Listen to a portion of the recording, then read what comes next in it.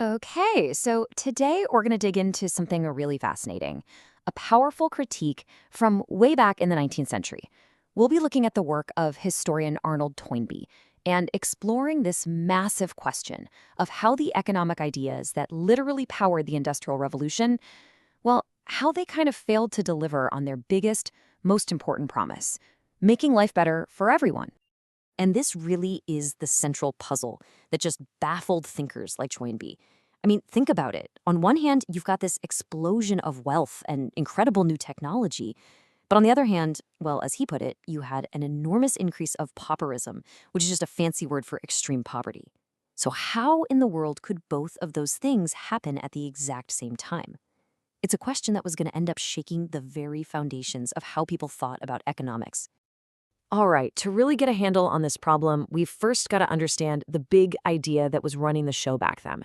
It was this powerful, almost beautiful theory that promised everybody prosperity, and it all hinged on one single, simple thing: freedom. This idea was called laissez-faire. You've probably heard the term. It's French for, let it be or leave it alone. And this wasn't just some abstract philosophy tucked away in a book. Oh no. In Toynbee's words, it became identified with political economic as a practical science. The core belief was pretty simple, right? Just leave the market alone. Don't interfere. An invisible hand would magically guide everyone's individual self-interest to create the best possible world for everybody. What could go wrong?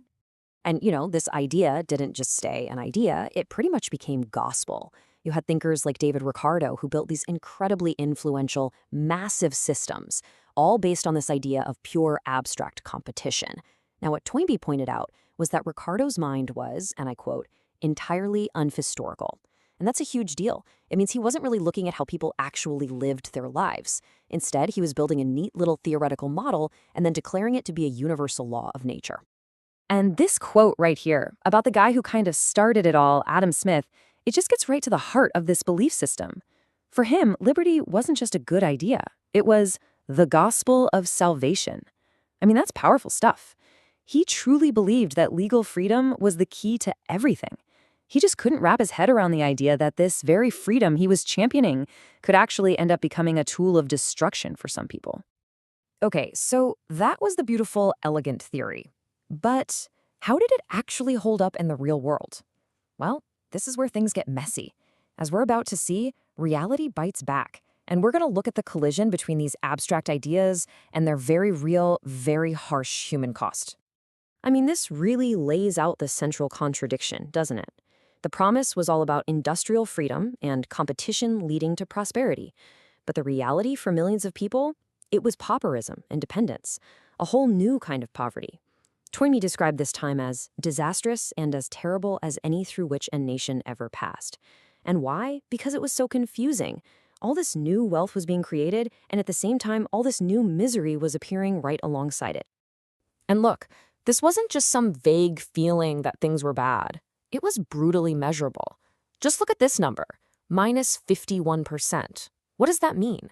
It means that in just one decade, from 1790 to 1800, a farm laborer's purchasing power, basically how much food they could buy with their wages, got cut in half.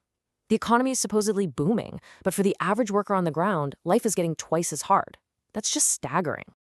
Wow, this quote, which the writer Thomas Carlyle recorded, just perfectly sums up the new mindset. The rich mill owner basically says, "My starving workers? Hey, didn't I pay them what we agreed on? What more do I have to do with them?" See, all the old ties, the old sense of responsibility between a master and a worker, they were just gone. They were replaced by what Carlyle famously called the cash nexus.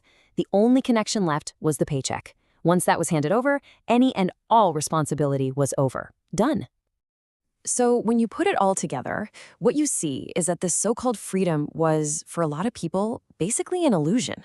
I mean, think about it. The old support systems were gone. There was zero security if a factory shut down. So yeah, you had legal liberty, but without any economic independence, what good was it? As one person at the time said, the worker was pretty much entirely at the mercy of their boss. They were free, but only on paper. But here's the thing about people. They don't just sit back and accept misery as some kind of unchangeable law of nature, right? So these abstract economic theories were about to run headfirst into a very real, very human response. And this, right here, is where the story really starts to turn. So what did they do? Well, facing this tough new reality, workers started to organize.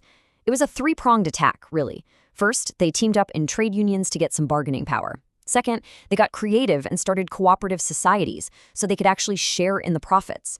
And third, they got political. They started pushing hard for new laws, like the Factory Acts, to get some basic protections. They absolutely refused to be passive victims of some abstract economic theory. And here's the kicker. It worked. It really did. All of this, the undeniable suffering, combined with this new organized response from workers, it became known as the labor question. And it was such a huge issue that it literally forced the economists to change their tune. As Toynbee himself wrote, and this is an amazing line, political economy was transformed by the working classes. Suddenly, the real world just became impossible to ignore. And that brings us to our final part here. Arnold Toynbee's big idea, his call for a whole new way of thinking about economics, one that wasn't based on abstract, disconnected theories, but was actually grounded in, human reality. And Toynbee's call to action was crystal clear. Just listen to this. The new political economy must be nearer to facts, more helpful in relieving the wants of great cities, must teach duties as well as laws.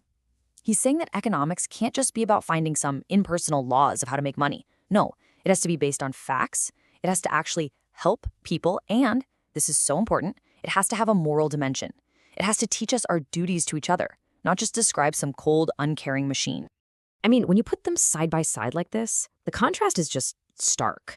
You've got the old economy of Ricardo over here, totally abstract, unhistorical, basically treating economics like a set of unchangeable laws. Its only goal? Create more wealth.